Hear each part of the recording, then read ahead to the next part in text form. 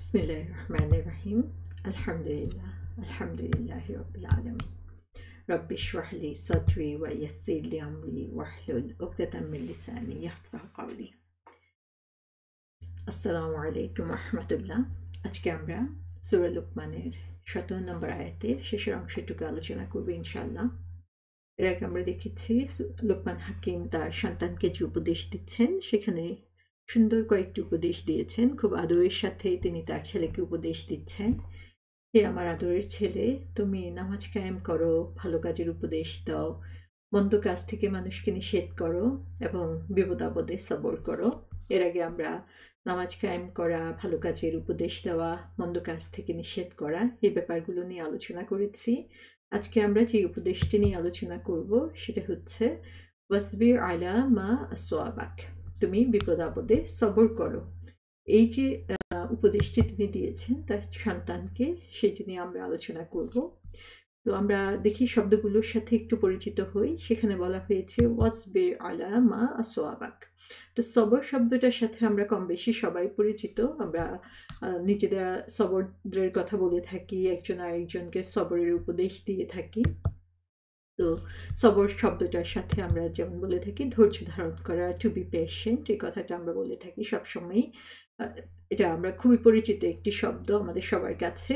তো সবরের অর্থ হচ্ছে to confine, to detain, retain, restrain, যে কোনো কিছু থেকে নিজেকে বিরত রাখা, রেস্ট্রিক্ট করা, ধৈর্য ধারণ করা। এটা আমরা সাধারণতই বলে থাকি, কিন্তু আসলে খুব রেস্ট্রিক্টেড অর্থে আমরা এটাকে ইউজ করে থাকি। সবর বলতে বোঝানো হয়ে থাকে যে নিজেকে বিরত রাখা, কোনো কিছু থেকে নিজেকে দূরে সরিয়ে রাখা, এটা হচ্ছে এটা শাব্দিক অর্থ। তো সবর বলতে সাধারণত যেটা বোঝানো হয়ে থাকে সেলফ ডিসিপ্লিন, নিজেকে সংযত রাখা, নিজেকে কোনো কিছুতে অটল রাখা, সংযত করে রাখা, কোনো একটা কাজে নিজেকে ফার্ম রাখা, যে সুদৃঢ় রাখা, কোনো একটা কাজে নিজেকে সংযত করে রাখা, পারসিভারেন্স যেটাকে বলা হয়ে থাকে, যে কোনো একটা কাজে অটল অবস্থায় থেকে সেই কাজটাকে ধরে রাখা, সেটাকেও সবর বলা হয়ে থাকে। ডিটারমিনেশন, যে সুদৃঢ় মনোবল নিয়ে কোনো কাজ করে যাওয়া, সেটাকেও সবর বলা হয়ে থাকে। অর্থাৎ শুধুমাত্র বিপদে পড়লে চুপ করে বসে থাকা, মন ভেঙে পড়ে মনোবল হারিয়ে না ফেলা, এটাকেই শুধু সবর বলা হয় না। যেমন আমরা ধৈর্য ধারণ বলে থাকি, যে কষ্ট আসলে চুপ করে বসে থাকো, এটাকেই অনেক সময় আমরা ধৈর্য ধারণ বলে থাকি। সেটা না, আসলে ধৈর্য বলতে বোঝানো হয়ে থাকে যে কোনো অবস্থায় নিজের মনোবলকে শক্ত রেখে শক্ত হাতে কোনো পরিস্থিতিকে সামাল দিয়ে রাখা। সেটা হতে পারে বিপদ অবস্থায়, হতে পারে সেটা হতে পারে যে আমি কোনো একটা কাজ সম্পন্ন করতে চাচ্ছি, সেই কাজটাকে সমাধান করার জন্য বা কোনো আমার লক্ষ্য পানে পৌঁছানোর জন্য যে কোনো পরিস্থিতি সামাল দিয়ে এগিয়ে যাওয়া।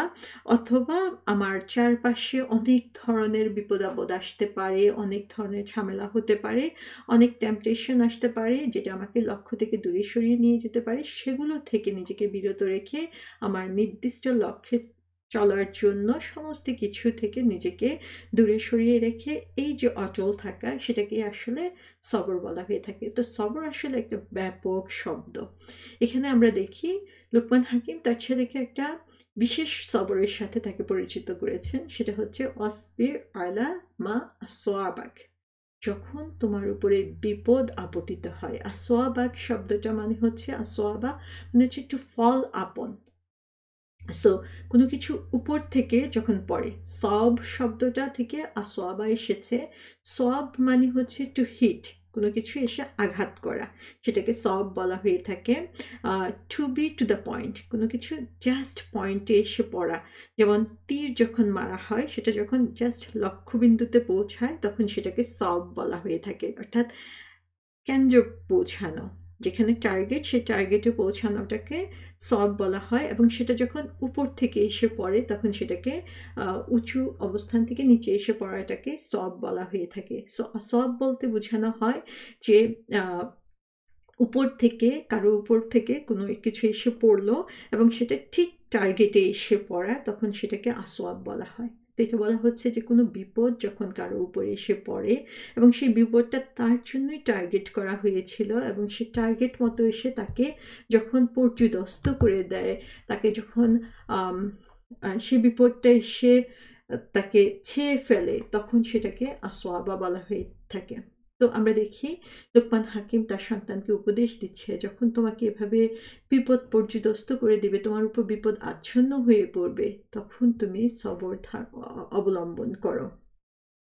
যখন তোমাকে কোনো কষ্ট এসে আঘাত করবে, যখন তোমার উপরে যে কোনো ধরনের মুসিবত আসবে, তখন তুমি সবর অবলম্বন করো। এই উপদেশ তিনি তার সন্তানকে দিচ্ছেন। সো এখানে আমরা দেখি দুইটা জিনিস। একটা হচ্ছে যে যখনই কোনো ধরনের বিপদ আসবে তখন তুমি সবর অবলম্বন করো।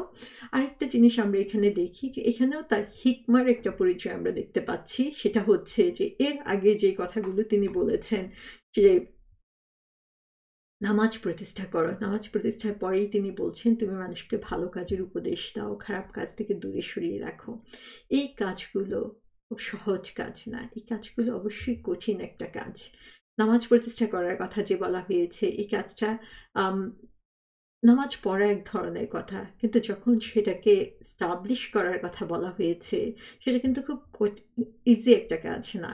সেটার জন্য কন্টিনিউয়াস এফোর্টের প্রয়োজন হয়। একদিন হয়তো আমি খুব সুন্দরভাবে করতে পারি, একটা বেলার নামাজ হয়তো আমি খুব মনোযোগ দিয়ে করতে পারি, কিন্তু সেই নামাজটা কনস্ট্যান্টলি সেই লেভেলে রাখার জন্য আমাকে কন্টিনিউয়াস এফোর্ট দিয়ে যেতে হবে। মানুষকে ভালো কথা বলতে গেলে সেটা সবার খুব ভালো লাগবে না।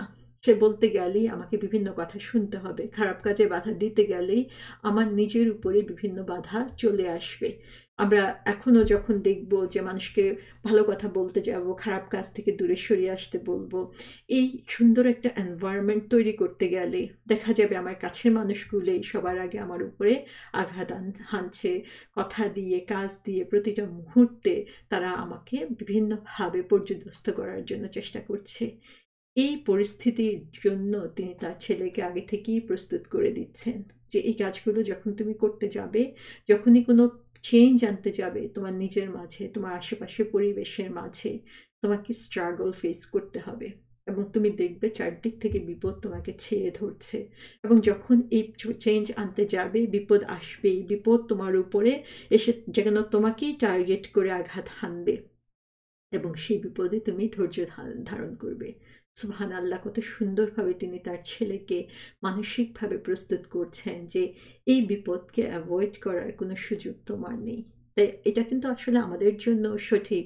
যখনই আমরা এই কোরআনের কথাগুলোকে ফলো করতে যাব, চারদিক থেকে আমাদের উপর হামলা হবে, শয়তান চারদিক থেকে আমাদের উপর হামলা করবে। কোরআনেই শয়তান চ্যালেঞ্জ করেছে, আমি মানুষকে সামনে থেকে, পিছন থেকে, ডান থেকে, বাম থেকে হামলা করব।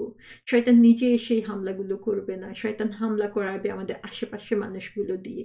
এবং সবচেয়ে বেশি কষ্ট লাগবে যখন দেখবেন যে আপনার কাছের মানুষগুলো আপনাকে বাধা দিচ্ছে। সবচেয়ে বেশি খারাপ লাগবে যখন দেখবেন যাদেরকে আপনি মনে করবেন যে তারাই তো ইসলামের কথা বলে, কিন্তু আপনি যখন এই ভালো কাজগুলো করতে যাচ্ছেন তারাই আপনাকে বেশি বাধা দিচ্ছে। আর এখানেই আপনি দেখবেন যে লোকমান হাকিমের এই উপদেশটা আপনার জন্য কত বেশি কাজে লাগছে, যে এই বিপদ আপদে সবর করার কথা তিনি তার সন্তানকে শিখাচ্ছেন, কারণ একজন মুমিন মুসলমানের জন্য এটা অত্যন্ত প্রয়োজনীয়। আমরা সবাই সূরা আল আসর পড়ে থাকি। সূরা আসরের 4টা কাজের কথা বলা হয়েছে। এই 4টা কাজ যদি আমরা করতে পারি, আমরা ক্ষতির হাত থেকে বাঁচব। আমরা আগেও সেটা আলোচনা করেছি। ঈমান আনা, নেক আমল করা, একজন আরেকজনকে ভালো কাজের উপদেশ দেওয়া, একজন আরেকজনকে ধৈর্যের উপদেশ দেওয়া। তো সুবহানাল্লাহ, আমরা দেখি যেখানেই ভালো কাজের উপদেশের কথা আসবে সেখানেই ধৈর্যের কথা আসবে। আপনি ভালো কাজের উপদেশ দিবেন আর বাধাগ্রস্ত হবেন না, তাহলে বুঝবেন যে আপনার উপদেশ সঠিকভাবে আপনি দিচ্ছেন না। কারণ ভালো কাজের উপদেশ দিতে গেলেই বাধা আসবেই। সুবহানাল্লাহ, সে বাধার জন্য আমাদেরকে প্রস্তুত হয়েই ভালো কাজের উপদেশ দিতে হবে। এবং এই কথাটাই লোকমান হাকিম এখানে আমাদেরকে তার ছেলেকে উপদেশ দেওয়ার মাধ্যমে তিনি আমাদেরকে এটা শিখিয়ে দিচ্ছেন এবং এটা টু দ্য পয়েন্টেই আসবে। আসওয়াবা বলা হচ্ছে যে এটা টার্গেটই করা হবে, আপনাকে লক্ষ্য করেই করা হবে এবং এই বিপদটা আপনার জন্যই প্রযোজ্য, আপনাকে টার্গেট করেই সেটা করা হবে যখনই আপনি এই কাজের জন্য নিজেকে নিয়োগ করবেন। সো এটার জন্যই প্রস্তুত হতে হবে আমাদের সবাইকে, আমরা যখন আল্লাহর এই কাজের জন্য রেডি হব।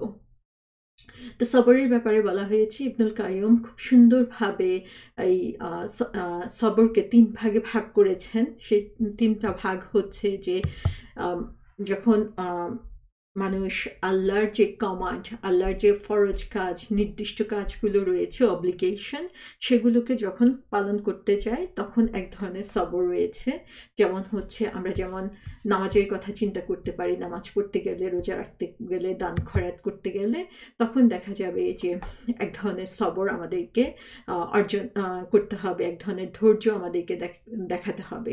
যেমন নামাজের কথা আমরা যদি চিন্তা করি, যে সে নামাজ যখন আমরা পড়তে যাব তখন সেখানে আমাদেরকে কন্টিনিউয়াসলি সবর অবলম্বন করতে হবে। সেখানে আমাদের কন্টিনিউয়াসলি ট্রাঙ্কুইলিটি অর্জন করা, আমাদের হার্টের যে সোলের যে কমফোর্ট, সে কমফোর্ট লেভেল মেনটেন করা। ফজর নামাজের কথা আমরা চিন্তা করি, যে সকালবেলা শীতের সকালে উঠে নামাজ পড়া খুবই কঠিন একটা কাজ, কিন্তু সেই অবস্থায় আমাদেরকে নামাজ পড়ার জন্য কন্টিনিউয়াসলি চেষ্টা করে যেতে হবে। আমরা যদি রোজার কথা চিন্তা করি, যে গরমের দিনে এত লম্বা দিন, সে লম্বা দিনের মধ্যে আমাদেরকে রোজা রাখতে হবে, সেখানেও আমাদের কন্টিনিউয়াসলি সবর অর্জন করতে হবে। সো আল্লাহর কমান্ডগুলো ফলো করার ব্যাপারে কন্টিনিউয়াসলি ধৈর্য ধারণ করা, সেটা এক ধরনের ধৈর্য। আল্লাহর নিষেধগুলো থেকে দূরে সরে থাকার জন্য সবর অবলম্বন করা, সেটা এক ধরনের সবর। যেমন ড্রিঙ্কিং, নিষিদ্ধ পানীয় থেকে দূরে সরে থাকা, স্মোকিং, ফর্নিকেশন, নিষিদ্ধ যে কোনো কাজ থেকে দূরে সরে থাকার জন্য সবর দরকার। আরও কিছু আমাদের জন্য হয়তো বা ড্রিঙ্কিং এ ধরনের কাজ আমরা দূরে সরে থাকি, হালাল হারাম অনেক কিছুই আমরা মেনে চলার জন্য চেষ্টা করি। মহিলাদের জন্য বেশি না হলেও ছেলেদের জন্য স্মোকিং একটা বড় চ্যালেঞ্জ, সেটা থেকে দূরে সরে থাকা অনেক কঠিন একটা কাজ, সেটার জন্য অনেক বড় সবরের প্রয়োজন হয়ে থাকে। মহিলাদের জন্য খুব কঠিন একটা কাজ দেখা যায়, সেটা হচ্ছে ব্যাকবাইটিং, সেটা থেকে দূরে সরে থাকার জন্য অনেক বড় সবরের প্রয়োজন দরকার। তো এরকম নিষিদ্ধ কাজ থেকে দূরে সরে থাকার জন্য কন্টিনিউয়াস সবরের প্রয়োজন, কন্টিনিউয়াস এফোর্ট দেওয়ার জন্য প্রয়োজন হয়ে পড়ে। আর থার্ড যে সবর, সেটা হচ্ছে যে যখন বিপদ আপতিত হয়, সেটা হচ্ছে হঠাৎ করে কারো উপরে কোনো বালা মুসিবত চলে আসতে পারে, সেই সময়ে সবর অবলম্বন করা, সেটা হচ্ছে থার্ড টাইপের সবর। সো এই 3 ধরনের সবর রয়েছে। সো এই 3 ধরনের সবরের ব্যাপারে আমাদেরকে কেয়ারফুল হতে হবে। এবং বলা হয়েছে যে যখন বিপদ আপতিত হয়, তখন প্রথম বিপদ আপতিত হওয়ার সাথে সাথেই সবরটা বোঝা যায়, যে ঠিক সেই সময়ে মানুষ কিভাবে রিয়েক্ট করে, সেটা থেকে বোঝা যায় যে সে কতটুকু সবর অবলম্বন করতে পারছে। তো সবরের ব্যাপারে বলা হয়েছে যে সবর আমরা পেশেন্স বলি, ধৈর্য বলি, আসলে সবরকে শেষ করে দেই। সবর আসলে যখন বিপদ আপতিত হয় তখন সেটাকে আমরা কিভাবে ফেস করি, সেই বিপদ যাওয়া পর্যন্ত সেটাকে আমরা কিভাবে সেই সময়টুকুকে আমরা অতিক্রম করি, এবং সেই সময়টুকুকে আমরা কিভাবে রিয়েক্ট করি, সেটাই আসলে সবর। সেটাকে আমরা ইমানের সাথে পার করতে পারছি কিনা, সেই সময় আমাদের অ্যাকশন কি হয়, সেটা দিয়েই বোঝা যায় যে আমরা কতটুকু সবর অবলম্বন করতে পারছি। আমাদের সিচুয়েশনটাকে আমরা কিভাবে অ্যাকসেপ্ট করলাম, আমরা কি এটাকে খোলা মনে অ্যাকসেপ্ট করে নিতে পারলাম কি না, নাকি আমরা ব্লেম করলাম, সেটা নিয়ে কজ খুঁজতে গেলাম। সেটা হলো আল্লাহর পক্ষ থেকে আসা, সেটা আমাদের জন্য যে আল্লাহ নির্ধারিত একটা তাকদীর, সেটা হিসেবে আমরা মেনে নিলাম, নাকি সেটার জন্য আমরা বিভিন্ন কজ খুঁজতে গেলাম এবং আল্লাহকে সেটার জন্য দায়ী করতে গেলাম, সেটা নিয়ে আমরা বিভিন্ন ধরনের চিন্তা ভাবনা করতে গেলাম। সেটা দিয়ে বোঝা যায় যে আমরা কতটুকু সবর অবলম্বন করলাম। তো সবর সেই সময়ের অবস্থা দিয়ে, যখন বিপদ আপতিত হয়, সেই সময়ের অবস্থা দিয়ে বোঝা যায় আসলে আমাদের ইমানের অবস্থান কোন জায়গায়, এবং আমরা আসলে কতটুকু ইমানদারিতে পরিচয় দিচ্ছি, সেটাও এখান থেকে বোঝা যায়। সো এখান থেকে আমরা সবর দিয়ে বোঝা যাচ্ছে যে আমরা কতটুকু হাসি মুখে আল্লাহর দেওয়া যেই বিপদ আপদকে আমরা হাসি মুখে মেনে নিতে পারছি। কারণ বিপদ না আসলে বোঝা যায় না আসলে আমরা তাকদীরের উপরে কতটুকু বিশ্বাস করছি। তো সবর বলতে আসলে যে যখন যা কিছু আসলো, অনেক সময় আমরা বলি যে যাই আসুক হাসি মুখে সেটাকে মেনে নেওয়াটাই হচ্ছে সবর, বা চুপ করে বসে থাকা এটাই সবর, সেটা না। বরং যে পরিস্থিতি অনুযায়ী অ্যাকশন নেওয়াটাও হচ্ছে সবর। যে কারো উপরে বিপদ অন্যায় করা হলো, চুপ করে আমি বসে থাকলাম, সেটাকেই আমি সবর বলবো, সেটা না। বরং সেই পরিস্থিতিতে আমার রাইট অ্যাকশনটা নেওয়াটাও হচ্ছে সবর। এবং আমার টেম্পার আমি লুজ করব না, কিন্তু আমাকে যে ওয়েতে আল্লাহ এবং রাসূল সাল্লাল্লাহু আলাইহি ওয়াসাল্লাম আমাকে রিয়েক্ট করতে বলেছেন সেই ওয়েতে আমি রিয়েক্ট করব, সেটাই হচ্ছে সবর। এবং আমি যখন কষ্ট পাবো আমি অবশ্যই আমার ইমোশন শো করব, সেটা রাইট আমার রয়েছে। রাসূল সাল্লাল্লাহু আলাইহি ওয়াসাল্লাম যখন কষ্ট পেয়েছেন তখন তিনি কান্না করেছেন, কিন্তু তার মানে এই না যে আমি কষ্ট পেয়ে চিৎকার করব এবং অনুযোগ করব এবং আল্লাহর ব্যাপারে আল্লাহর ব্যাপারে সেখানে আমি চিৎকার করে অভিযোগ করব, সেটা করার আমার রাইট নেই। কিন্তু কষ্ট পেয়ে আমার চোখ দিয়ে পানি পড়বে, এটা হচ্ছে আমার ইমোশনের অংশ। তো এই জিনিসগুলো আমাদেরকে বুঝতে হবে যে বিপদ মুসিবতে সবর কিভাবে আমি আসলে অবলম্বন করব এবং কিভাবে আমি সেটাকে তখন রিয়েক্ট করব। তো বলা হয়েছে একটা হাদিসে যে জান্নাত কে পরিবেষ্টন করে রেখেছে হচ্ছে ডিসলাইকড এবং আনডিজার্ভেবল থিংস দিয়ে। তার মানে হচ্ছে যে এই দুনিয়াতে আমাদেরকে কঠিন এবং কষ্টকর জিনিসের মধ্য দিয়েই যেতে হবে, এবং সেই কঠিন এবং কষ্টকর জিনিসগুলো পার হয়ে যেয়েই আমাদেরকে একসময় জান্নাতকে পেতে হবে। সো এটাকে এভাবে আমরা চিন্তা করতে পারি যে একটা পাহাড়ের কথা আমরা চিন্তা করতে পারি যে এই পাহাড়টা আমরা কষ্ট করে পাড়ি দিব, এবং পাহাড়টা কষ্ট করে পাড়ি দেওয়ার পরেই আমরা যে যখন টপ অফ দ্য মাউন্টেনে উঠবো তখন দেখতে পাবো যে সুন্দর একটা ভিউ দেখতে পাবো। তো জান্নাত হচ্ছে এরকম যে কষ্ট করে আমাদেরকে এই রাস্তা পার হতে হবে, এবং কষ্ট করে পার হলেই আমরা জান্নাতের সৌন্দর্যটা পেতে পারবো। কিন্তু আমরা যদি এই কষ্টটুকু করতে না পারি, কষ্ট স্বীকার করতে না চাই, তাহলে হচ্ছে সে জান্নাত পাওয়া আমাদের পক্ষে সম্ভব না। তো এটাই আমরা দেখি যে লোকমান হাকিম তার সন্তানকে এই জিনিসটাই শিখাচ্ছেন যে এই দুনিয়ার পথে চলতে গেলে বিপদ আসবে, এবং আমরা যদি এই আল্লাহর নির্দেশগুলোকে পালন করতে চাই আমাদেরকে অনেক কষ্টের সম্মুখীন হতে হবে, এবং মানুষের কাছ থেকে বিপদ আসবে আমাদের কাছে, এবং সেই সময় আমাদেরকে সবর অবলম্বন করতে হবে। এবং কিভাবে আমরা সে সময় সাকসেসফুল হতে পারবো, কিভাবে আমরা এই কষ্টকর পথটা পাড়ি দিতে পারবো, এই ব্যাপারে সূরা বাকারার ৪৫ নম্বর আয়াতে আল্লাহ সুবহানাহু ওয়া তাআলা আমাদেরকে সুন্দর করে গাইডলাইন দিয়ে দিয়েছেন।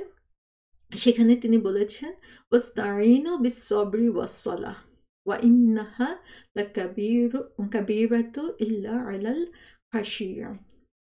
ধৈর্যের সাথে সাহায্য প্রার্থনা করো নামাজের মাধ্যমে। অবশ্য তা যথেষ্ট কঠিন, কিন্তু সে সমস্ত বিনয়ী লোকদের পক্ষেই তা সম্ভব। তাহলে আমাদেরকে কি করতে হবে? আমাদেরকে ধৈর্যের সাথে সাহায্য প্রার্থনা করতে হবে নামাজের মাধ্যমে। তাহলে সবর অবলম্বন করতে হবে, আল্লাহর কাছে সাহায্য চাইতে হবে, এবং সেটা কীভাবে করতে হবে? নামাজের মাধ্যমে করতে হবে। তাহলে এই তিনটে জিনিসের কম্বিনেশন আমাদের লাগবে: সবর, আল্লাহর কাছে সাহায্য চাওয়া এবং নামাজ।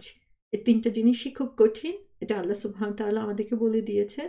কিন্তু আমরা যদি আল্লাহর কাছে সাবমিসিভ হই, আল্লাহর কাছে নিজেদেরকে সাবমিট করি, তাহলে এটা আমাদের জন্য আল্লাহ ইজি করে দিবেন। তাহলে কি করতে হবে? আমাদেরকে ধৈর্য ধারণ করতে হবে, আল্লাহর কাছে সাহায্য চাইতে হবে, এবং নামাজের মাধ্যমে সেটা আমাদেরকে বাড়াতে হবে। তো আল্লাহ সুবহানাহু ওয়া তাআলা আমাদের জন্য এই কাজটাকে ইজি করে দিন। তাহলে আমাদেরকে কি করতে হবে? আমাদেরকে মনে করতে হবে যে বালা মুসিবত এগুলো আসছে হচ্ছে আল্লাহর পক্ষ থেকে একটা পরীক্ষা হিসাবে। আল্লাহ সুবহানাহু ওয়া তাআলা এগুলো দেন দেখার জন্য যে আমাদের ঈমানের দিক থেকে আমরা কতটুকু স্ট্রং, আমরা এই পরীক্ষাগুলোকে কিভাবে নিচ্ছি, এবং এই পরীক্ষাগুলোর মাধ্যমে একদিকে আল্লাহ আমাদের ঈমানের পরীক্ষা নিচ্ছেন, আরেক দিক থেকে আল্লাহ আমাদেরকে আল্লাহর আরও কাছাকাছি যাওয়ার সুযোগ করে দিচ্ছেন, এবং এগুলো আল্লাহর পক্ষ থেকেই আসছে। সেই জিনিসটাকে আমাদের অ্যাকসেপ্ট করে নিতে হবে। আল্লাহ চাচ্ছেন যে এগুলোর মাধ্যমে আমরা আল্লাহর কাছাকাছি যাই, এবং আল্লাহ চাচ্ছেন যে আমরা আশাবাদী হই যে আল্লাহ সুবহানাহু ওয়া তাআলা আমাদেরকে এগুলোর মাধ্যমে ভালো কিছু দিবেন, এবং আল্লাহ সুবহানাহু ওয়া তাআলা দেখেন যে এগুলোর মাধ্যমে আমরা ভালো এবং খারাপ রাস্তা বেছে নিতে পারি কিনা, এবং এর মাধ্যমে আমরা যাতে আমাদের সঠিক রাস্তাটা খুঁজে নিতে পারি, এবং আমরা সব সময় যাতে আল্লাহর কাছে দোয়া চাই এবং আল্লাহর কাছে দোয়া করতে থাকি, নামাজের মাধ্যমে আল্লাহর কাছে সাহায্য চাই। আল্লাহ সুবহানাহু ওয়া তাআলা এটাই আমাদের কাছে চান। তো আল্লাহ রাব্বুল আলামিনের কাছে আমরা যাতে সবসময় ফিরে যেতে পারি, যত বিপদে আসুক আল্লাহর কাছে ফিরে যাব, নামাজ পড়বো, আল্লাহর কাছে সাহায্য চাইবো, আল্লাহর আরও কাছাকাছি হব। প্রত্যেকটা বিপদই যাতে আমাদেরকে আল্লাহর আরও কাছে নিয়ে যেতে পারে, আমরা সেই চেষ্টাই সবসময় করব। তো আমরা দেখি সূরা কামারে আল্লাহ সুবহানাহু ওয়া তাআলা বলছেন যে আমি প্রত্যেক বস্তুকে পরিমিত রূপে সৃষ্টি করেছি। আবার সূরা ফুরকানে তিনি বলেছেন যে তিনি হলেন যার রয়েছে নবমণ্ডল ও ভূমণ্ডলের রাজত্ব। তিনি কোনো সন্তান গ্রহণ করেননি, রাজত্বে তার কোনো অংশীদার নেই। তিনি প্রত্যেক বস্তু সৃষ্টি করেছেন, অতঃপর তাকে শুধিত করেছেন পরিমিতভাবে। তাহলে যে কোনো বিপদই আমাদের মধ্যে আসুক না কেন, এই সমস্ত কিছুই আল্লাহর পূর্ব নির্ধারিত। এই আয়াতগুলো দিয়ে আল্লাহ সুবহানাহু ওয়া তাআলা আমাদেরকে বুঝিয়ে দিচ্ছেন যে এই বিপদগুলো আল্লাহর পক্ষ থেকে এসেছে। সো কিন্তু এর প্রত্যেকটা জিনিসই আল্লাহ আগে থেকেই নির্ধারিত করে রেখেছেন। এই জিনিসটা যখন আমরা বুঝতে পারবো, তখন দেখব যে যে কোনো বিপদে আসুক আমরা সেটা আল্লাহর পক্ষ থেকে এসেছে ধরে নিয়ে হাসি মুখে সেটাকে গ্রহণ করব। তখন ধৈর্য ধরা আমাদের পক্ষে সহজ হয়ে যাবে, এবং যেহেতু আমরা তাকদীরে বিশ্বাস করি, তখন সেটাকে আল্লাহর পক্ষ থেকে এসেছে ধরে নিয়ে আমরা আল্লাহর কাছেই ফিরে যাব, আল্লাহর কাছেই সাহায্য চাইব, এবং সেখান থেকেই ভালো কিছু ধরে নিয়ে আমরা সামনের দিকে অগ্রসর হয়ে যাব ইনশাআল্লাহ। এই আয়াতেরই শেষের দিকে আল্লাহ সুবহানাহু ওয়া তাআলা বলছেন, ইন্না যালিকা মিন আজমিল উমুর। তো এই আয়াতের মধ্যে আল্লাহ সুবহানাহু ওয়া তাআলা কি বলছেন যে নিশ্চয়ই এটা সাহসিকতার কাজ। তার মানে হচ্ছে এই যে আল্লাহ সুবহানাহু ওয়া তাআলা লোকমান হাকিম এতক্ষণ ধরে এই যে উপদেশগুলো দিচ্ছেন যে নামাজ কায়েম করো, ভালো কাজের উপদেশ দাও, মন্দ কাজ থেকে নিষেধ করো, বিপদ আপদে সবর করো, এগুলো কিন্তু একটাও খুব একটা ইজি কাজ নেই। এই যে প্রথম থেকে এই পর্যন্ত যতগুলো উপদেশ তিনি দিয়ে এসেছেন, এর প্রত্যেকটা কাজ হচ্ছে সাহসিকতার কাজ। কি বলছেন তিনি? ইন্না যালিকা মিন আজমিল উমুর। আজম শব্দটার মানে হচ্ছে ডিটারমিনেশন। প্রত্যেকটা কাজ হচ্ছে স্ট্রং ডিটারমিনেশনের দরকার, সাহসিকতার দরকার, লেগে থাকা দরকার। এটা একদিনে সম্ভব না, এটা করতে হলে কন্টিনিউয়াস এফোর্টের দরকার। কেউ মনে করলে আজকে করে ফেলবে, সেটা সম্ভব না। এটার জন্য প্রতিদিন তাকে অনেক কঠিনভাবে, অনেক জোরালো মনোবল নিয়ে তাকে এর পিছনে লেগে থাকতে হবে। এবং প্রচণ্ড মনোবল যদি না থাকে তাহলে এটা কখনোই কারো পক্ষে সম্ভব না। এবং যখন সে মনে করে যে না সে এটা করবে, তখন তাকে সেই প্রচণ্ড মনোবল দিয়েই সেটার পিছনে লেগে থাকতে হবে। তো আজমিল উমর, আল্লাহ সুবহানাহু ওয়া তাআলা এখানে বলে দিচ্ছেন যে নিশ্চয়ই এটা সাহসিকতার কাজ, যেটা যে কারো পক্ষেই সম্ভব না। এটা যখন তুমি করতে পারবে, বুঝবে যে তুমি অনেক বড় সাহসিকতার পরিচয় দিচ্ছ। তো আল্লাহ এখানে দেখি আমরা যে লোকমান হাকিম তার ছেলেকে উপদেশ দিচ্ছেন এবং তার সাথে সাথে তার ছেলেকে সাহসও দিচ্ছেন যে এই কাজগুলো করা অনেক কঠিন একটা কাজ, কিন্তু এটা যদি করতে পারো ব্রেভ ম্যান। তিনি বলেই দিচ্ছেন যে এগুলো খুব কঠিন কাজ, কিন্তু এগুলো করা অনেক ইম্পর্টেন্ট এবং করতে পারাটা বিরাট সাহসিকতার কাজ। সো এখানে তিনি একদিকে বলে দিচ্ছেন যে এটা অনেক বিরাট গুরুদায়িত্ব, সাথে সাথে বলে দিচ্ছেন যে তুমি যে এই কাজগুলো করতে যাচ্ছ, এটা দিয়েই বোঝা যাচ্ছে যে তোমার র্যাঙ্ক অনেক এলিভেটেড হচ্ছে, তুমি অনেক উঁচু মানের একটা কাজ করতে যাচ্ছ। সো আমরা দেখছি যে প্রথম থেকেই লোকমান হাকিম যখনই তার ছেলেকে উপদেশ দিচ্ছেন, সাথে সাথে রিজনিং দিচ্ছেন, সাথে সাথে সাহস দিচ্ছেন, সাথে সাথে ছেলেকে এগিয়ে যাওয়ার জন্য শক্তি দিচ্ছেন। এবং সাথে সাথে এখানে আমরা দেখি যে তিনি ছেলেকে এই সাহসের কাজ বলে আসলে এই কাজের গুরুত্বটুকু বুঝিয়ে দিচ্ছেন। সো কখন ছেলে বা কাউকে যখন কোনো কাজ করতে বলবেন, কখন সে এই কাজটা করতে চাইবে? যখন সেই কাজের ইম্পর্টেন্স বুঝতে পারবে, যখন এই কাজের গুরুত্ব সে বুঝতে পারবে। তো তিনি এই কথাটা বলে আসলে এই কাজগুলো যে কত গুরুত্বপূর্ণ সেটা ছেলেকে বুঝিয়ে দিলেন যে এটা খুবই আজমিল উমর, এই কাজটা খুবই গুরুত্বপূর্ণ একটি কাজ। ছেলে যখন এই ইম্পর্টেন্সটা বুঝতে পারবে, তখনই সে এটার জন্য আরও বেশি এটার পিছনে লেগে যাবে, এটা করার জন্য আরও বেশি চেষ্টা করবে। তাহলে আমরা দেখি যে একই সাথে তিনি অনেকগুলো কাজ এখানে এই একটা কথা বলি এই ছেলের মধ্যে অনেকগুলো ইনফ্লুয়েন্স তিনি এখানে তৈরি করছেন। সো এখানে আরেকটা জিনিস আমরা দেখি যে তিনি ছেলেকে বলছেন যে ইউ নিড স্ট্রং ডিটারমিনেশন এই কাজগুলো করার জন্য, যে সফলতা আসলে খুব ইজি কিছু না। সাকসেসফুল হওয়ার জন্য অনেক বড় মনোবলের দরকার, অনেক সাহসিকতার দরকার। যেমন আমরা আগেও বলেছি যে একটা মাউন্টেন যদি চড়তে হয় তাহলে সে মাউন্টেন চড়া খুব ইজি কাজ না। আমরা যদি হাইকিংয়ের কথা চিন্তা করি যে হাইকিং খুব ইজি কাজ না, অনেক কষ্ট করতে হয়, অনেকক্ষণ ধরে সেই পাহাড়ের সরু পথ বেয়ে বেয়ে যেতে হয়। অনেক সময় মনে হয় যে এখানেই গিভ আপ করি, এখানেই শেষ, আর পথ চলা সম্ভব না। সেই কষ্ট করে করে যখন সেই পাহাড়ের মাথায় উঠা হয় এবং এত কষ্টের পর উঠে যখন সেই পাহাড়ের মাথায় উঠে চারপাশের সৌন্দর্য দেখা হয়, সুবহানাল্লাহ, তখন মনে হয় যে এতক্ষণের সমস্ত কষ্ট তখন মনে হয় যে সার্থক। তো এটাই হচ্ছে যে হাইকিংয়ের সার্থকতা, যে ঘন্টার পর ঘন্টা কষ্ট করার পরে যখন সেই চূড়ায় ওঠা হয় তখন চারপাশে সেই সুন্দর সিনারি দেখে মানুষের মন ভরে যায়। তো এটাই সাকসেসফুল হওয়ার জন্য এই অসীম চেষ্টা, যে শেষ মুহূর্তে যে যে সুন্দর সিনারিটা দেখা হবে, যে শেষ মুহূর্তে যে সফলতার জন্য যে টার্গেট, সেই টার্গেটটা যখন মানুষের সামনে থাকবে তখন সেই কষ্টটা করতে রাজি থাকবে। সো এটাই যে মানুষের সামনে বড় একটা টার্গেট দিতে হবে। বড় টার্গেট দেওয়ার সাথে সাথে তাকে অ্যাকনলেজ করতে হবে যে তার এই চলার পথটা কিন্তু সহজ না। এই চলার পথে কষ্ট আছে, ডিফিকাল্টিস আছে, তাকে অনেক স্ট্রাগল ফেস করতে হবে, কিন্তু সাথে সাথে তাকে মোটিভেটও করতে হবে। তাকে শুধু ডিফিকাল্টিস দেখালে হবে না, ডিফিকাল্টিসের সাথে সাথে তাকে মোটিভেশনও দিতে হবে যে কেন সে এই কষ্টটুকু করবে, এই কষ্টটুকু করলে শেষে সে কী পাবে সেই জিনিসটাও সাথে সাথে তাকে দিতে হবে। এবং আমরা দেখছি যে লোকমান হাকিম সেই কাজটাই করছেন, সন্তানকে কাজ দিচ্ছেন, কাজ দেওয়ার সাথে সাথে তার মোটিভেশনও তিনি চালিয়ে যাচ্ছেন। তো সুবহানাল্লাহ, একজন সার্থক মোটিভেটর, সার্থক টিচার এবং সার্থক পিতা হিসাবে আমরা তাকে এখানে দেখতে পাচ্ছি। তাহলে এই পুরা 17 নম্বর আয়াতের মধ্যে আমরা দেখতে পাচ্ছি যে তিনি তার সন্তানকে যে সুন্দর সুন্দর উপদেশগুলো দিয়েছেন, অনেকগুলো উপদেশ এখানে দিয়েছেন, প্রত্যেকটি উপদেশ অত্যন্ত গুরুত্বপূর্ণ। আমরা সেগুলো আলোচনা করেছি। তারপরে জিস্ট যে কথাগুলো, যে আমরা দেখি যে কিভাবে উপদেশ দিতে হয় সেটা এখান থেকে আমরা শিখছি। যে প্রথমেই হচ্ছে ফার্স্ট উপদেশ ছিল কি, আকিমিস সালাহ, নামাজ প্রতিষ্ঠা করো। তাহলে উপদেশ দেওয়ার হলে ফার্স্ট জিনিস হচ্ছে পরিবর্তন শুরু করতে হবে নিজের মধ্য থেকে। অনেক বড় বড় কথা আমরা বলতে পারি, কিন্তু প্রথম পরিবর্তন শুরু করতে হবে নিজের থেকে। নামাজ প্রতিষ্ঠা প্রথমেই নিজের ঘরে, প্রথমেই নিজের মাঝে শুরু করতে হবে আমাদের পরিবর্তন। এটা হচ্ছে তার প্রথম উপদেশ ছিল। সেকেন্ড উপদেশ হচ্ছে শুধু নিজেকে নিয়ে ব্যস্ত থাকলেই আমাদের চলবে না, আমাদের নিজেদের সাথে সাথে পরবর্তীতে যেটা শুরু করতে হবে সেটা হচ্ছে আমাদের আশেপাশে যা আছে তাদের মাঝে ভালো চর্চা শুরু করতে হবে, তাদের মাঝে আমাদের চেঞ্জ আনতে হবে, আমাদের সারাউন্ডিংসে চেঞ্জ আনতে হবে। শুধু নিজে ভালো হয়ে বসে থাকলেই হবে না, আমাদের আশেপাশকে ভালো করার জন্য চেষ্টা করতে হবে, না হলে আমি একা বেশি দিন ভালো থাকা আমার পক্ষে সম্ভব হবে না।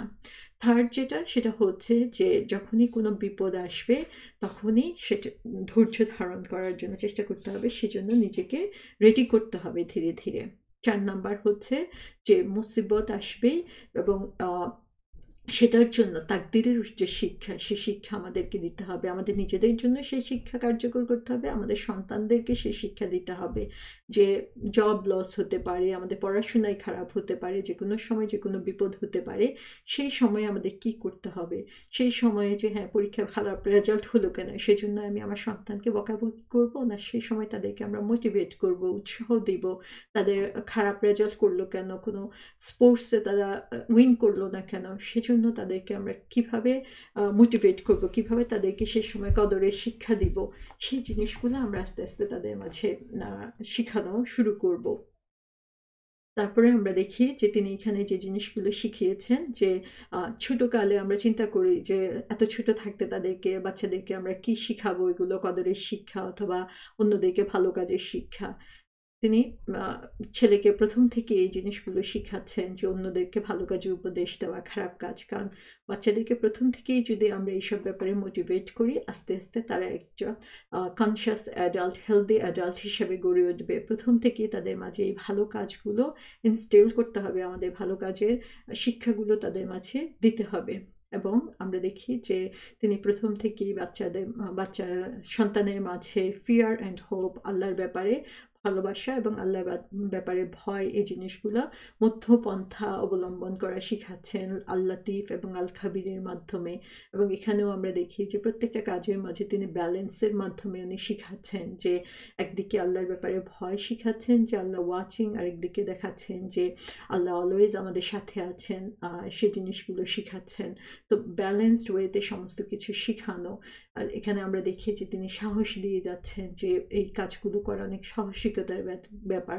সো মোটিভেশন, কন্টিনিউয়াস একটা পজিটিভ এনভায়রনমেন্ট ক্রিয়েট করা, সেটাও আমাদের সন্তানদের জন্য অনেক গুরুত্বপূর্ণ।